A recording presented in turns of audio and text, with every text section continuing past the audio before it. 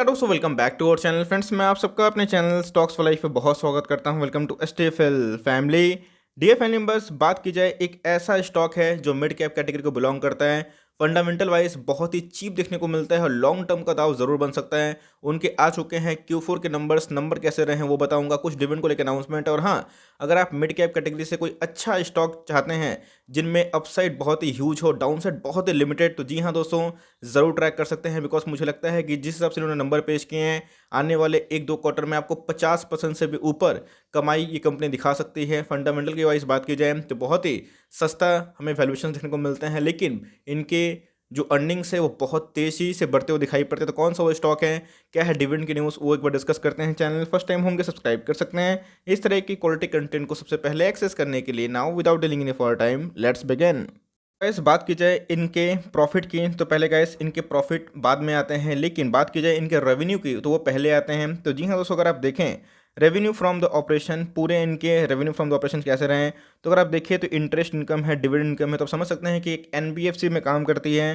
तो जी हाँ दोस्तों, अगर आप देखें इनके total revenue from the operations क्या देखने को मिल रहे हैं, तो 1187 रुपीज़ इन करोड़ से कितने हो चुके हैं इस क्वार्टर में, 1315 रुपीज़ इन करोड़। मतलब सारे डेटा कोई रुपीज़ इन मिलियंस में नहीं है, सारे करोड़्स में हैं। तो अगर आप देखें तो 1187 से 1315 रुपीज़ इन करोड़ हो चुके हैं, जो बहुत शानदार हैं।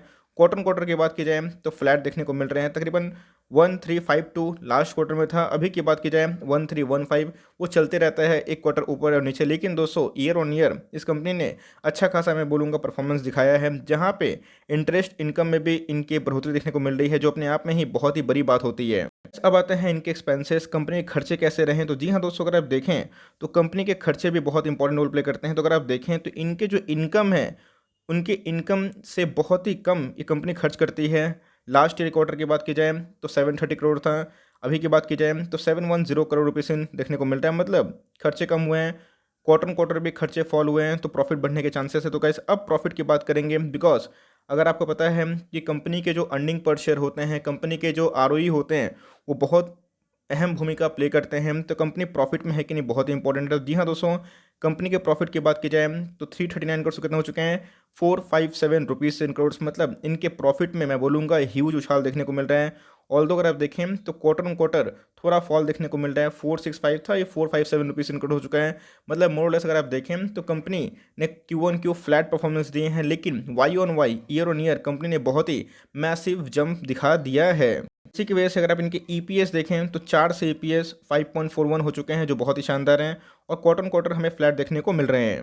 गाइस मैंने जो नंबर सबको पढ़ के दिखाए हैं वो थे उनके स्टैंडअलोन के नंबर, क्योंकि ये गोल्ड में काम करने वाली कंपनी है। तो जी हाँ दोस्तों, आपने सही समझा कि कौन सी कंपनी, लेकिन ध्यान रखिएगा इनके संग ये माइक्रो फाइनेंस में भी काम करते हैं, इस बात को ध्यान रखिएगा। तो माइक्रो फाइनेंस के डिपार्टमेंट में बात की जाए, पूरा प्रॉफिट और पूरा रेवेन्यू देखा जाए तो कुछ इस तरह का है। लास्ट क्वार्टर में 1605 रुपीज़ इन करोड़ था, अभी की बात की जाए 1622 रुपीज़ इन करोड़ हो चुका है। मतलब अगर आप देखें तो ईयर ऑन ईयर क्वार्टर में फ्लैट देखने को मिल रहा है, वही 1600 करोड़ के ऊपर आसपास देखने को मिल रहे हैं। एक्सपेंस की बात की जाए तो मोरलेस अगर आप देखें तो ईयर ऑन ईयर हमें फॉल देखने को मिल रहे हैं। पहले 1084 रुपीज़ इन करोड़ थे, अभी कितने हो चुके हैं, 1008 रुपीज़ इन करोड़। अगर आप देखें क्वार्टर तो बढ़ते हुए दिखाई पड़ रहे हैं। और दोस्तों अगर आप देखें ये net profit for the period में अगर आप देखें तो ये दोस्तों जो आपको देखने को मिल रहा है, ओनर ऑफ द पेरेंट, जी हाँ दोस्तों, यही आपको देखने को मिलेगा। 394 से कितने हो चुके हैं, 468, और क्वार्टर 482 से 468। मतलब अगर आप देखें तो इनके जो वाई ऑन परफॉर्मेंस है, चाहे वो स्टैंडअलोन की बात की जाए या फिर कॉन्सोलिडेट की, तो बहुत ही शानदार हैं। और इनके ईपीएस से बढ़ते हुए दिखाई पड़े, तो मतलब ईयर ऑन ईयर कंपनी में बहुत ही तेज़ी से ग्रोथ देखने को मिल रहा है। इस कंपनी के बारे में डिस्कस करना बहुत ही इंपॉर्टेंट है और कंपनी के बिजनेस मॉडल समझाना बहुत इंपॉर्टेंट है। कंपनी गोल्ड में काम करती है और माइक्रो फाइनेंस में काम करती है। और दोस्तों मैं मुथूट फाइनेंस का छोटा भाई जो मनप्पुरम फाइनेंस है उसके बारे में डिस्कस कर रहा हूँ। लेकिन दोस्तों डाउन साइड कितना है वो सुन लिए बिना ना जाइएगा, क्योंकि आपको बहुत ही फ़ायदा होगा। जैसे बताया कि वैल्यूएशन बहुत ही कम है, बताऊँगा। तो अगर आप देखें तो इनके जो गोल्ड लोन में अच्छी खासी वृद्धि हुई है, 1215 करोड़ 1215 से 1346। मतलब गोल्ड लोन ठीक ठाक देखने को मिल रहा है। ऑल्दो क्वार्टर फ्लैट था, 1379 से 1346 ही है। लेकिन इनके माइक्रो फाइनेंस को झटका लगा है। माइक्रो फाइनेंस की बात की जाए 402 करोड़ से 283 करोड़ हो चुका है। लेकिन अगर प्रॉफिट देखें ओवरऑल तो गोल्ड इनके स्ट्रेंथ हैं और माइक्रो फाइनेंस में बहुत छोटा ही इनका अंश देखने को मिलता है। तो ओवरऑल रिजल्ट को देखें तो स्टैंडअलोन के वाइस में गोल्ड में इन्होंने बहुत ही अच्छा काम किया है। माइक्रो फाइनेंस की वजह से थोड़ा झटका लगा है, लेकिन लॉन्ग टर्म में नहीं रहेगा और लॉन्ग टर्म में कंपनी बहुत तेज़ी से बाउंस बैक कर सकती है। इस प्रोविजनिंग का पता लगाने की कोशिश मैंने की बिकॉज एक एनबीएफसी है, गोल्ड में काम करती है, माइक्रो फाइनेंस में तो ऑफकोर्स एक होता है प्रोविजनिंग। तो जी हाँ दोस्तों, अगर आप देखें इनके प्रोविजनिंग बहुत ही हेजी है, 3.65 बढ़ते हुए दिखाई पड़ रहा है। ऑल तो जितने भी आप देखें जो ब्रैकेट वाले हैं सब डिक्रीज में है और ये जो नॉन ब्रैकेट है वो सब क्या है, इंक्रीज में है।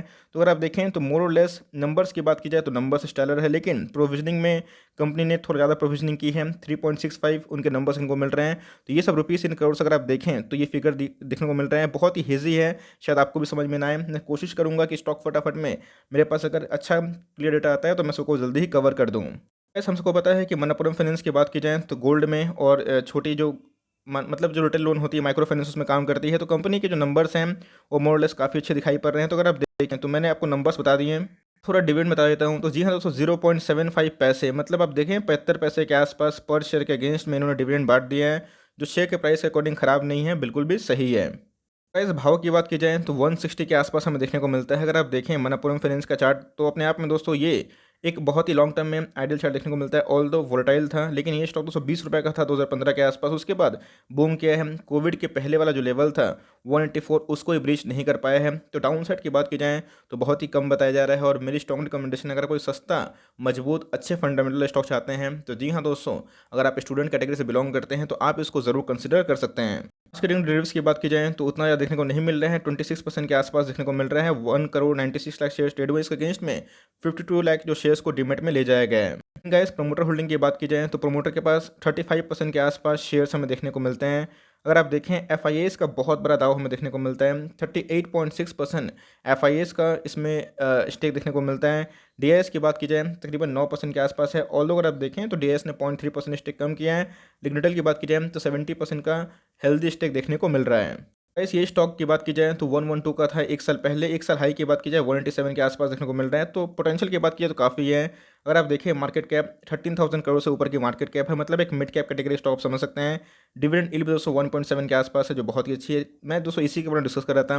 इंडस्ट्री पी की बात की जाए 48 के लगभग है और इनका जो पी है मात्र 8 के लगभग दिखाई पड़ती है। कंपनी के साइज़ की बात की जाए तो उसके अगेंस्ट में कंपनी के पास काफ़ी रिजर्व सरप्लस है, 5518 रुपीज़ इनके रिजर्व सरप्लस देखने को मिल जाते हैं। गाइस मैं इसी के बारे में डिस्कस कर रहा था। अगर आप देखें डाउन साइड के बाद तो गाइस एनालिस्ट का मानना है कि लोअर साइड पे अगर रहता भी है एक साल फॉरवर्ड, अगर आप देखें मतलब फाइनेंशियल ईयर आप 21 और 22 की बात मैं कर रहा हूँ, तो अगर आप देखें तो इधर पे 178 का बस लोअर साइड है। मतलब अगर सीएमपी से बात की जाए तो वो दोस्तों उससे ग्रेटर देखने को मिल रहा है लोअर पॉसिबिलिटी पे। हायर साइड की बात की जाए तो 50% के आसपास इनके हायर साइड देखने को मिलते हैं। मीडियन की बात की जाए 27% के आसपास देखने को मिलते हैं। अब करना क्या है वो दोस्तों एक बार डिस्कस कर लेते हैं। इस कंपनी एक मिड कैप कैटेगरी का स्टॉक है, आप समझ सकते हैं। और मुथूट फाइनेंस की बात की जाए तो हमारा टॉप पिक है। अगर इनके आप प्रॉफिट देखें तो ऑफकोर्स काफ़ी अच्छे देखने को मिल रहे हैं, 400 करोड़ भाई कुछ मायने रखता है। अगर आप देखें उससे भी ऊपर इन्होंने प्रॉफिट दर्ज किए हैं। तो मेरे हिसाब से लॉन्ग टर्म में मनप्पुरम फाइनेंस बहुत ही क्वालिटी वाला स्टॉक है। और इनके फाइनेंशियल्स मैंने दिखाए, फंडामेंटल मैंने दिखाए, काफ़ी अच्छे हैं। ह्यूज एफ और डी का स्टेक है। प्रमोटर के पास भी एक हेल्दी स्टेक देखने को मिलते हैं। तो मेरे हिसाब से अगर आपको 150-60 वाला स्टॉक चाहिए जो लॉन्ग टर्म में अच्छा खासा मुनाफा दे तो जी हाँ दोस्तों, सीएमपी में इसको बाई कर सकते हैं। अब गिरने की पॉसिबिलिटी इसके पहले गाइस जब निफ्टी की बात की जाए 14,500-600 के आसपास था, ये 141 के आसपास गया था। तो हो सकता है कि ये उनके अल्टीमेट सपोर्ट जोन बन के निकले, जो दोस्तों इधर से देखें 10% 8% की डाउन साइड दिखाता है।